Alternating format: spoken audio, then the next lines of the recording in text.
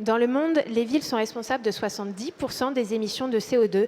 Elles ont donc un rôle crucial à jouer dans la lutte contre le changement climatique.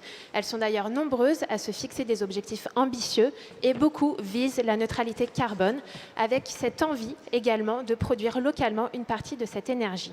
Comment relever ce défi? Quelles solutions sont privilégiées selon les spécificités des territoires? Quel rôle peuvent jouer les nouvelles technologies? Quels sont les obstacles d'un milieu urbain ou au contraire les opportunités à saisir? Pour répondre à ces nombreuses questions, j'ai le plaisir d'accueillir 5 invités. Dan Lair, vous êtes adjoint de Paris chargé de la transition écologique, du plan climat, de l'eau et de l'énergie. Hélène Milot, vous êtes déléguée régionale d'EDF en Île-de-France. Nicolas Mayer-Rossignol, vous êtes maire de Rouen et président de la métropole Rouen-Normandie.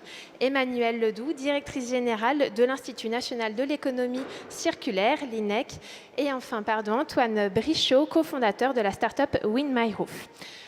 Dan Lair, quels sont les objectifs climatiques que s'est fixé la ville de Paris et notamment en matière d'énergie renouvelable ? Le plan climat de la ville de Paris fixe des objectifs extrêmement ambitieux, notamment pour le développement des énergies renouvelables. Évidemment, la neutralité carbone en 2050 et 100% d'ENR pour la ville, pour le territoire.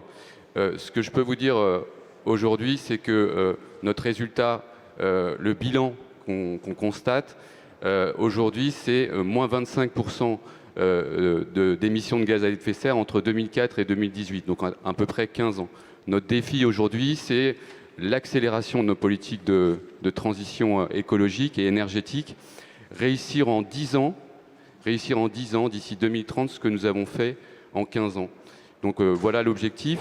En ce qui concerne les ENR, on est sur un palier à 2030 à 45%, un objectif à 45% d'ENR dans la consommation territoriale, dont 10% produits localement.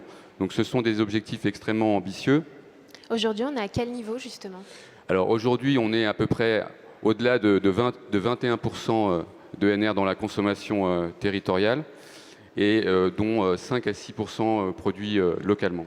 Donc l'enjeu, c'est de doubler finalement en l'espace de 10 ans ces proportions. Voilà, l'enjeu qui est fixé par la maire de Paris et par notre plan climat, c'est d'accélérer et de réussir nos politiques de transition énergétique. Nos réseaux d'énergie vont être un des éléments décisifs de notre transition énergétique. Donc notre réseau de froid, notre réseau de chaud, l'électricité, le gaz, pour atteindre nos objectifs en termes de consommation d'ENR. Et on a quelques atouts à Paris. Déjà, notre réseau de chaud a dépassé les 50% d'ENR à travers notamment la valorisation énergétique des déchets. Notre réseau de froid est considéré à 100% ENR avec l'eau de la Seine et notamment l'achat d'énergie renouvelable pour alimenter nos usines de froid. Et qu'en est-il de l'énergie solaire? Est-ce que c'est une énergie renouvelable sur laquelle vous misez? Quel est le potentiel à Paris? Alors le solaire revêt évidemment un caractère stratégique dans les ENR parisiennes. Nous allons lancer un grand plan solaire à Paris, notamment sur les bâtiments publics de la ville. Nous allons mobiliser largement les propriétaires publics et privés pour aller dans cette direction. C'est plus compliqué à Paris, en milieu urbain dense, dans une ville patrimoniale comme Paris. Mais nous allons y arriver, nous allons lever les freins pour accélérer aussi sur la dimension solaire de notre parc privé, de notre parc social. L'objectif, c'est 20% de toitures équipées de panneaux photovoltaïques en 2005. C'est ça qui est inscrit dans le plan climat de la ville. C'est réalisable? Alors on a déjà des réalisations importantes. Et évidemment, quand vous posez cette question, il faut poser la question des partenariats territoriaux. On ne réussira pas toute la production intramuros. Il faudra évidemment qu'on se projette dans une relation au territoire. Et j'en veux pour exemple, pour preuve, la centrale solaire que nous avons installée sur une usine de production haut de Paris à La Île-et-Rose, donc qui permet d'alimenter 500 foyers, la consommation annuelle de 500 foyers parisiens. Donc évidemment, ça passera par une production locale mais intramuros et extramuros, évidemment. Alors justement, ça me permet de faire le lien avec vous, Hélène Milot, cette question des territoires. Vous êtes déléguée régionale d'EDF en Île-de-France. Quelles sont les caractéristiques du territoire francilien et donc les enjeux en termes énergétiques ? Alors, d'abord, peut-être rappeler quand même que les collectivités, en effet, ont un rôle indispensable à jouer en matière de neutralité carbone. Leurs objectifs à courte échéance traduisent à la fois leur lucidité et leur conviction pour atteindre cette et résoudre le défi climatique. À ce titre-là, nous, EDF, au travers de notre ambition, de notre raison d'être, de construire un avenir énergétique neutre en carbone, on est là vraiment pour accompagner et construire avec les collectivités des solutions énergétiques décarbonées. Et j'insiste pour dire qu'on est là surtout aussi pour construire des solutions adaptées, différenciées et plurielles. J'y reviendrai parce que pour arriver à cette neutralité carbone, il faut conjuguer, articuler plusieurs leviers. Alors pour répondre à votre question sur la région Île-de-France, peut-être deux chiffres très évocateurs. L'Île-de-France, aujourd'hui, c'est 90% de son énergie et dépend des autres régions. Et un autre chiffre assez évocateur aussi sur l'électricité. En volume, 5% de la consommation de la région Île-de-France est produite sur le territoire en volume. Alors tout ça, ça n'empêche pas qu'il y ait un formidable potentiel et de formidables gisements pour aller vers la transition énergétique en Île-de-France. Peut-être là aussi rappeler les ambitions quand même de l'Île-de-France qui ont été portées lors de la COP. Moins 20% de consommation et 40% de NR dans le mix énergétique de l'Île-de-France. Alors, comment on peut y arriver D'abord, et Dan en a parlé, il y a des solutions autour des énergies renouvelables. Peut-être citer qu'on a inauguré il y a pas si longtemps que ça, le 3e parc éolien en Île-de-France. Donc, il y a de la possibilité pour l'éolien. Alors, bien sûr, tout dépend de l'Île-de-France. C'est aussi des territoires assez contrastés. Il y a des territoires extrêmement urbanisés, mais il y a aussi des zones dans lesquelles on peut faire des énergies renouvelables. C'est un parc à Allainville, c'est ça, dans le 78 ? Voilà, dans le sud de l'Île-de-France, mais on a 5 éoliennes qui tournent depuis quelques mois et qui permettent d'avoir une énergie verte. Citons aussi le potentiel de la géothermie sur l'Île-de-France. Ça, c'est un vrai gisement. Et il y a encore là aussi des possibilités. Qu'est-ce que c'est la géothermie ? Peut-être qu'on peut en parler. Ça fait l'actualité en ce moment. Bon, alors, pas forcément positive avec le projet de Strasbourg qui a été abandonné, mais peut-être qu'on peut revenir. Qu'est-ce que c'est la géothermie et quel est le potentiel en Île-de-France ? Alors, je ne vais pas forcément faire un cours technique sur la géothermie, mais citer qu'on a aujourd'hui quand même 16 puits géothermiques qu'on exploite via notre filiale Dalkia sur les 36 puits au Doguerre, c'est-à-dire qu'on va puiser l'eau à plusieurs kilomètres de sous-sol, une eau à 50 ou 80 degrés, et qui bien sûr, c'est une énergie complètement renouvelable, est toujours disponible, et qui permet d'alimenter des réseaux de chaleur.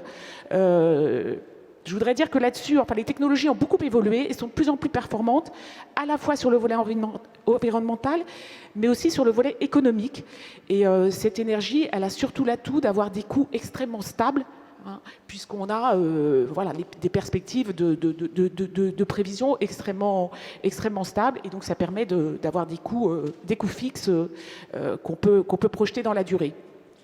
Très bien, merci beaucoup. Nicolas Mayer-Rossignol, le territoire de Rouen et sa métropole présente des caractéristiques forcément différentes de celles de l'Île-de-France, avec un appareil économique très industriel, mais aussi une forte dimension rurale. Est-ce que vous pouvez nous détailler ces spécificités et du coup les solutions qui pourraient être plus adaptées à ce territoire ? Oui, merci pour votre invitation. Alors là, on vient de parler plutôt de Paris, de l'Île-de-France. Alors évidemment, je vais plutôt donner une vision un petit peu différente ou complémentaire sur les territoires, comme on dit en France, de province, mais en essayant de montrer les aspects positifs de cela. Et peut-être justement pour sortir des sentiers battus ou des clichés. Parce que je voudrais faire un parallèle entre cette question de la production énergétique et de l'autonomie énergétique et, ça va peut-être vous surprendre, la question de la défiance des citoyens vis-à-vis de leurs élus et du politique. Pourquoi je fais un parallèle?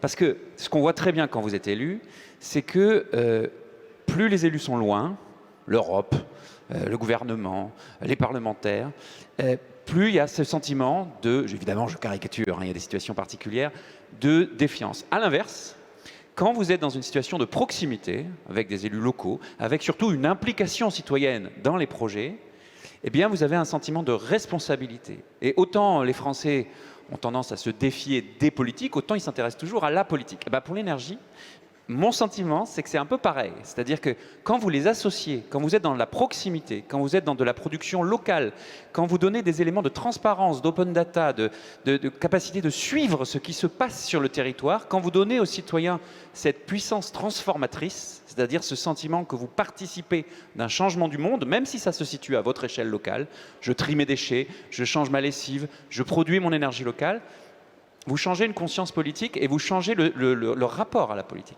Donc je pense que tout ce qui permet d'améliorer ce sentiment de proximité est extrêmement important.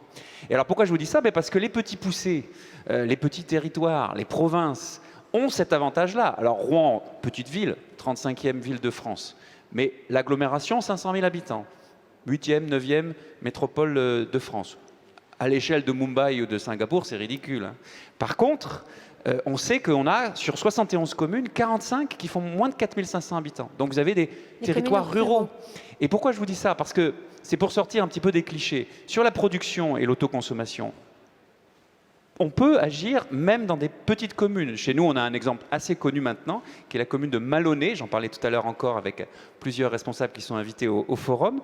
Malonné, en quelques années à peine, et je vais y revenir, a profondément changé son mix énergétique, associé ses citoyens à la production et fait des économies. Donc c'est tout bénéfice, si vous voulez, y compris en termes politiques évidemment, mais aussi en termes économiques pour le pouvoir d'achat, tout simplement, des habitants d'une commune de 6000 habitants. Et c'est un exemple. Donc la question de la taille. On peut faire des choses même, et je dirais presque surtout, dans des petites communes. Je rappelle que la France, c'est 40% des communes d'Europe, hein. Donc il y a beaucoup de petites communes. Deux, on peut faire des mix auxquels on ne pense pas forcément. Alors je vais vous faire sourire. Je vais le dire, en Normandie, comme en Bretagne, comme dans d'autres communes, on ne pense pas spontanément au grand soleil tout le temps. Et pourtant, toujours ma petite commune de Malonné a mis des panneaux photovoltaïques sur l'essentiel de ses bâtiments communaux et même sur le toit de son église. Et on obtient des résultats qui sont tout à fait intéressants en termes d'autoconsommation ou même d'autoproduction énergétique. On peut faire un mix énergétique auquel on ne pense pas spontanément, y compris dans des régions du nord ou de l'ouest de la France. Et puis troisième point, la rapidité des changements. Parce que ça aussi, c'est un point qui... On est souvent démunis quand on discute avec nos concitoyens qui nous disent « Oui, mais qu'est-ce que vous voulez qu'on fasse? C'est un problème mondial. Nous, à notre petite échelle, c'est trop long, on ne va pas y arriver. » Ce n'est pas vrai. On a des outils en local, en territorial et en pas de temps qui sont finalement assez rapides. Si je prends Malonné, j'avais noté les chiffres, les émissions de CO2 sur cette commune ont été divisées par 4 en 10 ans. Donc on peut tout à fait arriver à des choses. Alors évidemment, c'est plus dur quand on augmente de taille, quand on a des contraintes historiques, structurelles, bien sûr. Mais ce que j'essaye de délivrer, c'est un message d'espoir, de proximité et de triple bénéfice. Bénéfice évidemment climatique, bénéfice économique, pouvoir d'achat, finances publiques, et je dirais aussi, et j'insiste là-dessus, bénéfice citoyen, parce qu'il y a ce sentiment d'appropriation. Je suis acteur du changement de monde, et ça c'est très important. Merci beaucoup. Et vous soulignez du coup cette question de l'autoconsommation. Alors, quand on pense autoconsommation, on pense souvent autoconsommation de production solaire, comme vous avez donné l'exemple avec cette petite commune. Alors, vous, Antoine Brichot, vous faites le pari de l'éolien avec une start-up, la start-up Wind My Roof. Est-ce que vous pouvez nous raconter la genèse de cette entreprise-là? Oui, bien sûr. Bonjour. Bonjour à tous. Donc, Wind My Roof, en fait, c'est né du constat qui est revenu plusieurs fois, qu'en fait, aujourd'hui, on a besoin de diversifier notre production. Donc, on utilise effectivement beaucoup de solaire, on utilise de la géothermie quand c'est possible, mais il y a une énergie qui reste inexploitée, qui est celle du vent. Elle est exploitée sur des parcs, sur des grandes centrales, mais c'est vrai qu'en local, c'est plus compliqué. Il y a eu des essais, et pour l'instant très peu de succès. Et donc on a voulu se frotter à ce problème pour apporter une solution complémentaire qui va être parfaitement compatible aussi avec les solutions existantes, notamment le panneau solaire en toiture, pour compléter en fait ce mix énergétique. On disait tout à l'heure qu'effectivement il fallait une pluralité de solutions pour vraiment arriver à cette transition, à arriver en fait à changer le mode de consommation et de production. Je pense qu'avec notre solution, on apporte justement une brique complémentaire à ces moyens de production. Alors, déployer des éoliennes en ville, sur les toits des bâtiments, on a du mal à imaginer. C'est parce que c'est pas une éolienne classique, c'est pas 3 pales sur un mât. En fait, ça prend vraiment la forme d'une boîte, très peu différente finalement d'un bloc clim ou pompe à chaleur qu'on mettrait sur un toit, qui va se placer au niveau des bordures des toitures, sur les acrotères, donc les petits parapets en haut des bâtiments à toit plat, et qui va récupérer les vents qui remontent le long des façades pour produire de l'énergie. Donc cette boîte, en fait, elle fait 2 mètres de long, et l'idée, c'est vraiment d'avoir un module complètement autonome en termes de pilotage et de production, qui va donc permettre d'équiper des bâtiments qui font 10-15 mètres de long, comme des grosses centrales, enfin des plateformes logistiques ou des usines de 100, 200, 400 mètres de long. En fait, on veut vraiment se priver d'aucune configuration, puisqu'il y a du vent à récupérer à peu près partout. Alors il y a des zones qui sont forcément plus propices, le nord de la France, la façade normande, tout l'ouest aussi, la région PACA. Voilà, ça c'est des régions où effectivement il y a un gros potentiel qui aujourd'hui est inexploité et on a envie d'apporter justement ce complément de production. Alors, on l'a bien compris, hein, ce n'est pas des éoliennes verticales, c'est des petites boxes. Quelles sont les performances de ces boxes par rapport à une éolienne classique ou des panneaux photovoltaïques, par exemple ? Alors, ça va être compliqué de comparer à une éolienne classique puisqu'on est sur quelque chose de beaucoup plus petit. Mais par exemple, en comparant à du panneau solaire, nous aujourd'hui, on exploite justement un mix d'éolien et de solaire puisqu'on exploite vraiment toute la surface qu'on utilise sur la toiture et on arrive à produire autant d'énergie que 10 mètres carrés de panneaux solaires en n'occupant que 4 mètres carrés sur le bord de la toiture. C'est aussi en général une zone qui est inexploitée. Donc en fait, on va produire quasiment 2 fois plus d'énergie à cet endroit-là sur une zone qui était entre guillemets morte auparavant. Donc c'est vraiment une solution qui va avoir un sens quand c'est possible de l'exploiter.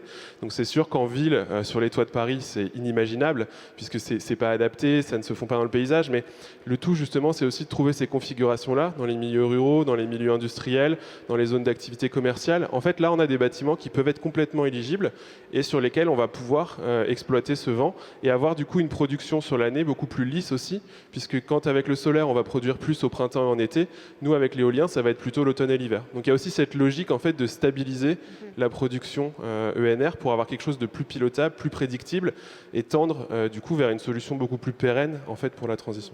C'est qu'il y a une complémentarité finalement entre les différentes Complètement, sources d'énergie. Écoutez, merci beaucoup.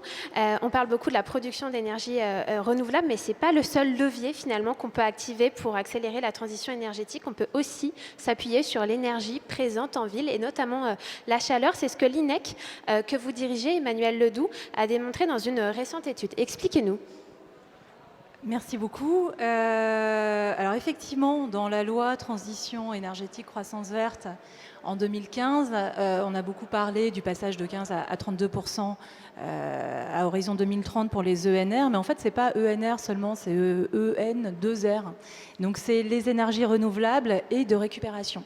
Et nous, on a voulu s'intéresser au R oublié, donc la récupération. Alors, oublié, pas complètement. Hein. Il y a un travail très important qui a été mené dans le champ industriel avec une étude de l'ADEME en 2017 qui a été réactualisée l'année dernière en 2019. Et ça a permis de voir qu'il y avait un potentiel assez phénoménal hein, de récupération de cette énergie perdue. Donc pour l'industrie, ça a été estimé à 110, un peu moins de 110 terawatts par an, ce qui est énorme. Hein, ça correspond peu ou prou aux besoins énergétiques de la région Auvergne-Rhône-Alpes. Mais par contre, ce potentiel de récupération en ville n'avait pas été étudié. Donc on s'y est attelé. Et en voyant qu'effectivement, il y avait quand même des champs de non-gaspillage énergétique, de récupération qui étaient assez importants.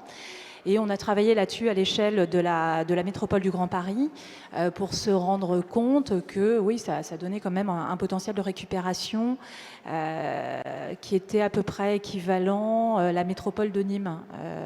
Donc à grosse masse, ça doit faire la moitié de la métropole de Rouen. Est-ce que pour qu'on comprenne bien, est-ce que vous pouvez nous donner des exemples de ces gisements d'énergie, de ces petites sources d'énergie qui ne sont pas exploitées aujourd'hui ? Alors la bonne nouvelle, c'est que c'est un peu partout dans le dense. Et À la limite, même la ville s'y prête bien parce qu'il y a à la fois la densité, donc il y a moins de pertes, d'une part, et il y a les usages mixtes.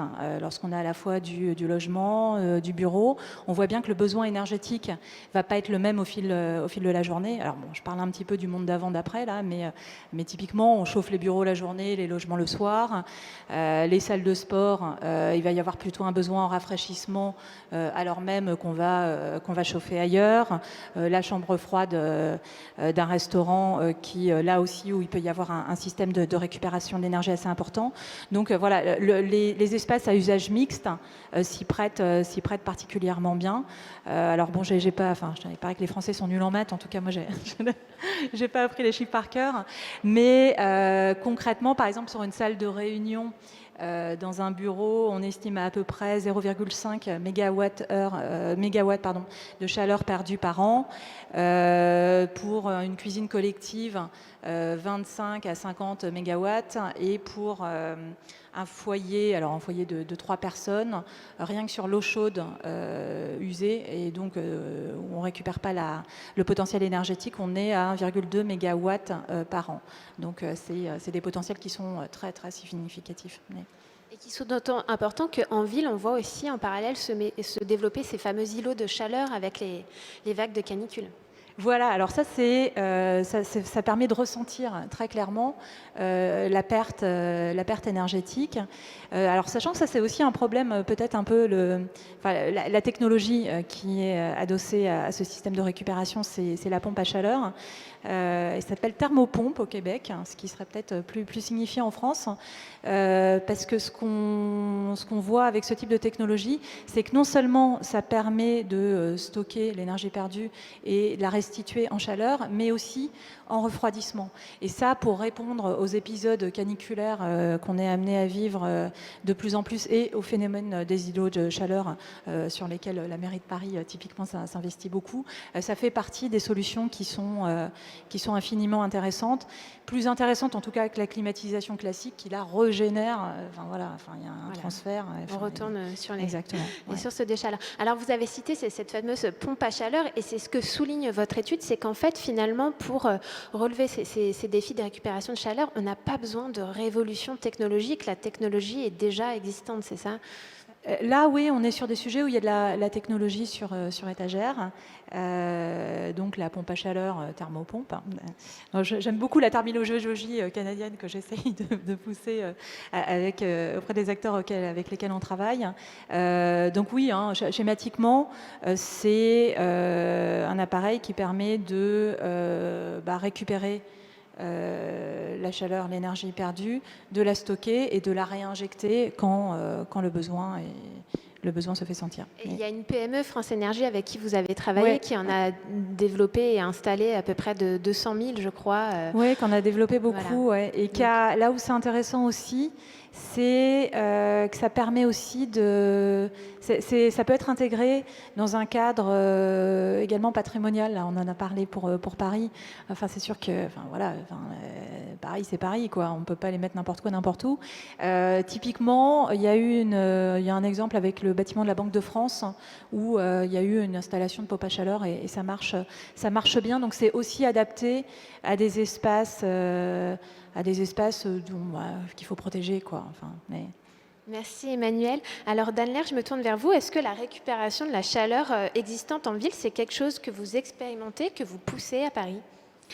Alors la récupération de la chaleur fatale pour l'instant à Paris est assez minoritaire, mais se développe dans le mix énergétique parisien. Plusieurs exemples, la mairie du 11e et un groupe scolaire, on récupère la chaleur des eaux usées pour alimenter à 50% le chauffage. La piscine de la Butte aux Cailles dans le 13e, là, on récupère la chaleur de data centers, de serveurs informatiques pour compléter le chauffage sur place en situation.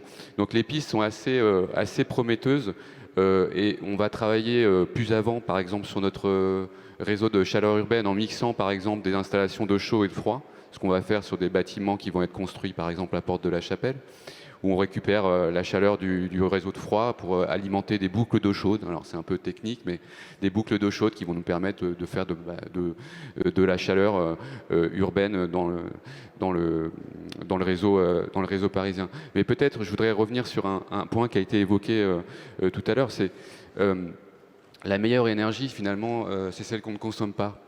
Et on est sur des objectifs pour atteindre la neutralité carbone de réduction très intense de notre consommation d'énergie.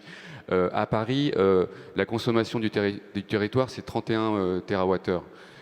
Donc il faut absolument qu'on diminue cette consommation sur le territoire. Et nos objectifs dans ce domaine, moins 35% en 2030 et moins 50% divisé par 2 pour 2050. On a fait des efforts et on a obtenu des avancées, par exemple sur notre marché de l'éclairage et de la signalisation, des feux tricolores que vous voyez dans la rue, nos lampadaires, etc. Et on est sur un objectif, et on atteindra cet objectif, puisqu'on l'a dépassé déjà, moins 58% de consommation sur notre marché de l'éclairage public, un très gros marché de la ville, d'ici 2030. Donc voilà les objectifs qu'on se fixe. Et ça va de pair avec le développement des énergies renouvelables, la récupération aussi de la chaleur. Mais il faut à tout prix atteindre nos objectifs en termes de diminution de nos consommations. C'est un élément clé de la transition énergétique à Paris. Bien sûr, c'est un préalable et on voit bien qu'il faut activer tous les leviers pour accélérer cette transition. Et d'ailleurs, pour accélérer davantage sur cette question-là, la mairie de Paris prévoit de créer une SEM énergie. Quel est l'objectif de ce projet-là et sa vocation ? Alors, on va effectivement créer un nouvel opérateur public, énergie au pluriel de Paris, qui va nous permettre de catalyser nos objectifs de transition énergétique, notamment dans la dimension de production et de développement des ENR, mais aussi dans l'achat groupé d'énergie renouvelable. On a plusieurs expériences en cours qui sont extrêmement intéressantes de ce point de vue-là. Ce sera le bras armé, j'allais dire, de notre transition énergétique à Paris. Ce sera préfiguré en 2021 et on va définir plus précisément le périmètre d'intervention. Il n'y a pas que l'achat groupé d'énergie renouvelable, on peut parler des bornes de recharge de véhicules électriques, on peut parler de beaucoup de choses sur lesquelles cet opérateur à venir va pouvoir se positionner dans les prochains mois. Merci Nicolas Meyer-Rossignol. Pour revenir sur la question de la récupération d'énergie, lorsqu'on a préparé ces échanges, vous m'avez aussi expliqué que ça pouvait être vu comme un outil de compétitivité finalement, et vous m'avez donné cet exemple de la papeterie de la Chapelle d'Arblay. Est-ce que vous pouvez revenir sur cette question-là ? Oui, alors là, on est au cœur, pour le coup, de l'économie circulaire, et puis du lien entre le citoyen, le climat et l'économie. Pourquoi je vous dis ça ? Parce que, bien sûr, ça vient d'être dit, le premier sujet, c'est quand même la sobriété énergétique, sinon on est dans une fuite en avant et ça n'a pas de sens. Mais c'est vrai aussi qu'on a beaucoup de pertes, chaleur fatale, etc., et que ça peut devenir des instruments de compétitivité pour les territoires qui ont un écosystème qui produit ce type de chaleur. Exemple, effectivement, sur notre territoire, sur l'agglomération rouennaise, on a en fait l'usine qui a inventé le papier 100% recyclé, qui s'appelle Chapelle d'Arblay, qui est la propriété de UPM, qui est un papier finlandais. Et on est dans l'absurdie totale, puisque en réalité, le papier finlandais est en train de fermer ce site, alors que ce site, d'abord, fournit du papier 100% recyclé pour, excusez du peu, un tiers de la population française en équivalent de recyclage. Il n'y en a pas d'autres en France de cette taille. C'est-à-dire que si le site ferme, vous devez demain soit enfouir du papier, le brûler, avec toutes les conséquences en termes écologiques, mais aussi en termes fiscaux, parce que ça a un impact sur votre taxe sur les enlèvements des ordures ménagères. Enfin, je vous passe les détails. Donc, c'est complètement absurde. Si cette usine-là n'est pas de l'économie circulaire, je ne sais pas ce que c'est que l'économie circulaire. Et pourquoi je vous parle de ça ? Parce que quand vous faites ce type de process industriel, il y en a d'autres autour, vous produisez de la chaleur et vous produisez potentiellement de l'électricité. Et derrière, vous avez des contrats avec, alors je ne vais pas rentrer dans les détails, mais vous avez la CRE, etc., la Commission Régulation de l'électricité, qui peut acheter l'électricité, bref. Donc ce que j'essaye de dire, c'est que on parle beaucoup de relocalisation, de réindustrialisation de la France, etc. Un élément, il ne faut pas raconter des blagues, ce n'est pas non plus le seul et ce n'est pas forcément le premier, mais un élément de compétitivité sur le tissu industriel, notamment dans des vallées comme la vallée du Rhône, la vallée de la Seine, où vous avez un paysage industriel qui est, en gros, qui a été créé après la Deuxième Guerre mondiale, sur des modèles de reconstruction industrieuse de la France. Un élément pour restaurer des facteurs de compétitivité, c'est justement de se dire, plutôt que de perdre tout ça dans la nature ou dans l'air, récupérons cette chaleur, utilisons-la dans le quartier, dans l'agglomération. Tout à l'heure, moi, je vais cet après-midi inaugurer une nouvelle chaufferie qui fonctionne comme ça. Associons là encore les habitants, les citoyens ou les entreprises locales en termes de plateforme industrielle pour dire toi tu produis cette chaleur, moi ça m'intéresse à côté, soit un quartier, soit une autre industrie, et éventuellement revendons cette chaleur ou cette électricité. Donc c'est un élément effectivement d'attractivité et de compétitivité. Et j'ajoute toujours cette dimension citoyenne politique, ça fait du sens pour les salariés. Et il faut insister là-dessus aussi, parce qu'on ne réindustrialisera pas la France sans les salariés de l'industrie. Et il faut reconnaître que beaucoup de gens n'ont pas envie d'aller travailler dans l'industrie. Un élément pour avoir peut-être un peu plus envie de travailler là-dedans, c'est quand ça donne du sens. Et un élément de sens très fort aujourd'hui, c'est l'enjeu climatique. Et puis finalement, en revendant cette énergie, ça peut développer des sources de revenus supplémentaires, être moins dépendant d'un marché qui peut avoir des aléas, etc. Et oui, parce que si je prends l'exemple du papier, évidemment qu'aujourd'hui, le papier, on en consomme de moins en moins. En revanche, le carton... je ne vais pas citer de marque, mais évidemment qu'il y a une explosion de l'utilisation de carton. Donc il y a d'autres marchés. Mais vous avez raison, il y a des cyclicités, il y a des flux. Si vous avez un contrat sur 10 ans, sur 15 ans, avec un acheteur d'électricité, ça vous donne un facteur. Encore une fois, il faut nuancer, hein, mais c'est quand même un élément et ça vous permet de mitiger le risque, comme on dit en bon français. Merci beaucoup pour ce bel exemple. Hélène Millot a un autre levier de la transition énergétique du territoire francilien pour être l'hydrogène décarboné, dont on parle beaucoup depuis le plan de relance. Quelles sont vos réflexions en la matière chez EDF et sur la région Île-de-France ? Et avant de répondre à votre question, Juliette, je vais rebondir encore sur les énergies de récupération parce que on pense aussi à EDF que c'est un formidable levier et gisement de production de chaleur renouvelable, décarbonée et économiquement pertinente. Peut-être pour revenir sur le territoire de l'Île-de-France, nous on regarde aussi tout ce qui est chaleur produite par les data centers. Dan a cité aussi une expérience sur Paris. Il faut savoir qu'en Ile-de-France, c'est quand même 123 data centers. Et là, nous, on travaille sur un projet en Seine-et-Marne qui va permettre, grâce à la chaleur récupérée d'un data center, et on le sait, ça produit énormément de chaleur pour tous ces matériels, justement d'alimenter des équipements collectifs, notamment une piscine. Mais vous l'avez souligné, Nicolas, et nous aussi, on croit à ça en associant tout un écosystème, donc aussi de produire de la chaleur pour un parc d'entreprises qui va s'installer, et puis bien sûr pour des logements aussi pour des logements. Et donc nous aussi on croit beaucoup à cette chaîne vertueuse, à la fois d'associer le citoyen, l'économique sur ces enjeux climatiques. Alors pour revenir à votre question sur l'hydrogène, l'hydrogène, oui, on y croit, c'est un formidable potentiel d'avenir. Nous, bien sûr, on prône une production d'hydrogène décarbonée. Donc là encore, je ne vais pas rentrer dans les détails trop techniques, mais par séparation de la molécule d'eau pour produire de l'hydrogène via un électrolyseur, donc pour avoir un hydrogène totalement décarboné. À ce stade, ce qu'on peut dire, parce qu'on est quand même encore, il ne faut pas se mentir, on est sur la courbe d'apprentissage sur l'hydrogène. Nous, on veut vraiment être présent sur l'ensemble de la chaîne de valeur, de la production à la commercialisation, à la fois en tant que développeur, investisseur et exploitant.